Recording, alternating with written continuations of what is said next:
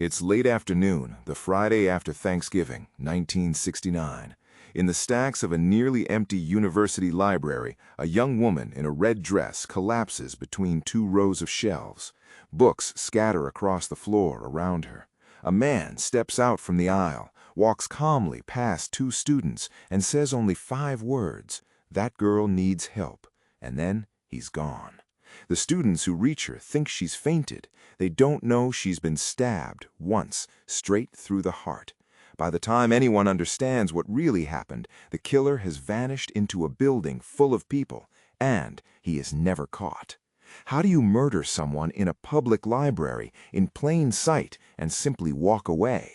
That's the question that has haunted this campus for over 50 years. And by the end of this video, you'll meet the one man almost everyone believes did it and understand why he was never charged.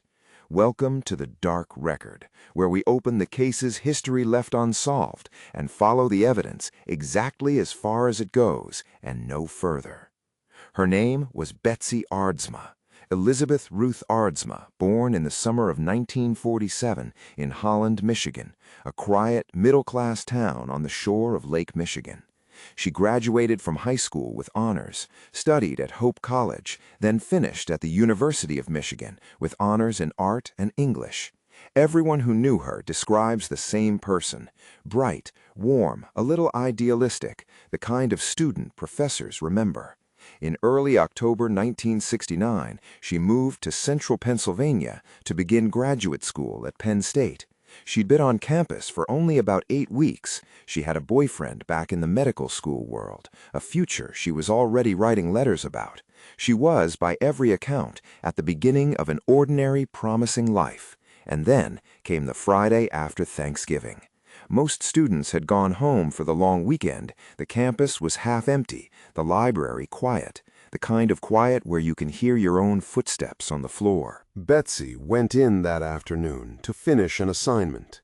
It should have been the most forgettable errand of her week.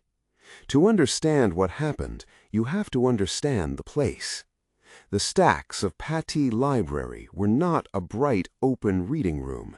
They were a maze. Floor after floor of tall metal shelves packed tight together, dim, sound-deadened by thousands of books. You could stand 10 feet from another person and never see them. The stacks were less a reading room and more the corridors of the Overlook Hotel, endless, identical, and built so that nobody could hear a thing. It was the kind of place where you could vanish like Batman leaving a rooftop mid-sentence, 1 second there, the next just gone. It was the one place on a crowded campus where you could be completely, invisibly alone. Sometime around 4:30, Betsy went down into a lower level, into the core of the stacks, into an aisle between 2 numbered rows deep in the building. She was wearing a red sleeveless dress over a white turtleneck. What happened next took only seconds. A single thrust of a knife, once through her chest. The blade found her heart. There was very little external bleeding. Her thick clothing hid it almost completely, and within a few minutes it was over. 2 students, Marilee Erdley and Joao Wafinda, heard the books fall, and they saw a man walking away from the aisle, his right hand held out of sight, saying those 5 flat words, "That girl needs help."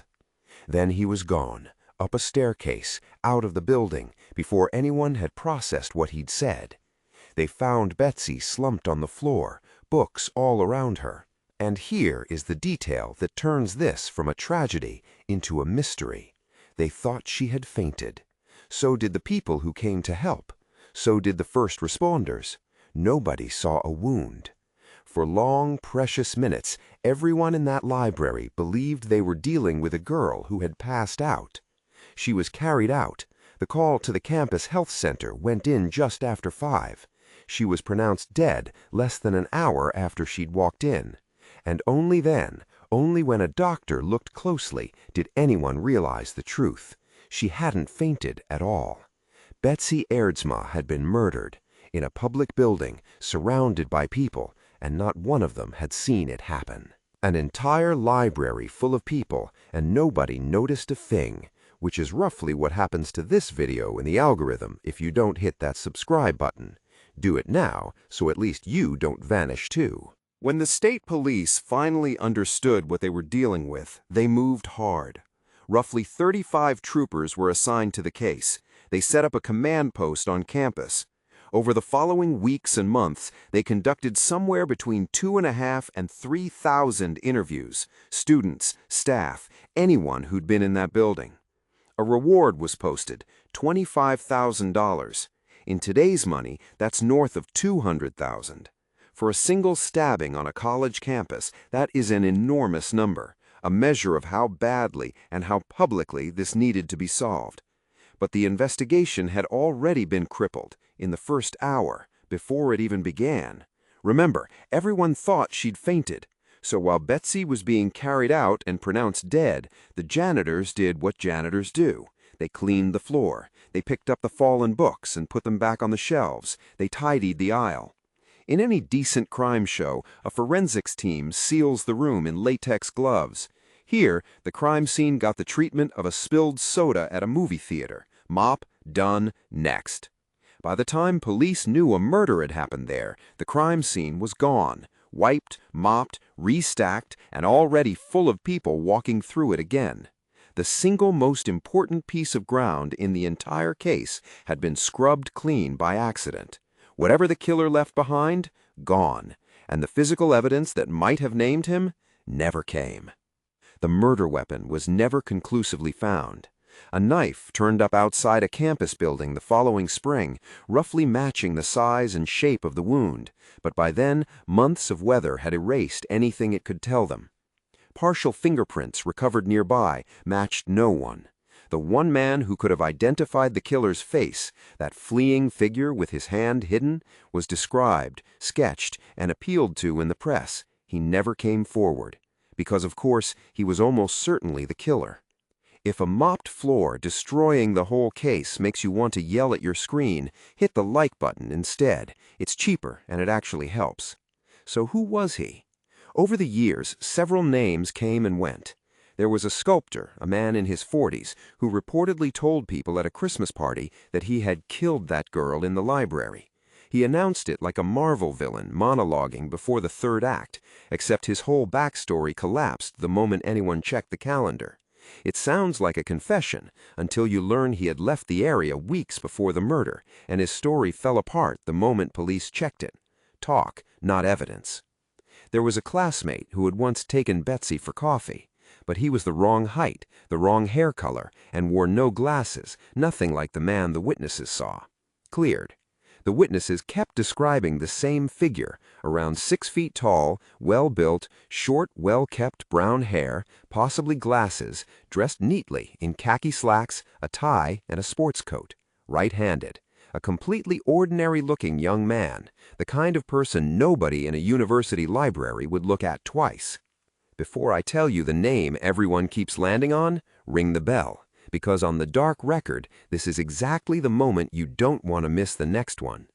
And then investigators, and later 2 separate authors who spent years on this case, kept arriving at one name, Richard Haefner, a graduate student in geology, 25 years old and, by the accounts of people who knew him, brilliant, respected in his field, and at the same time deeply strange, socially awkward, prone to sudden explosive anger.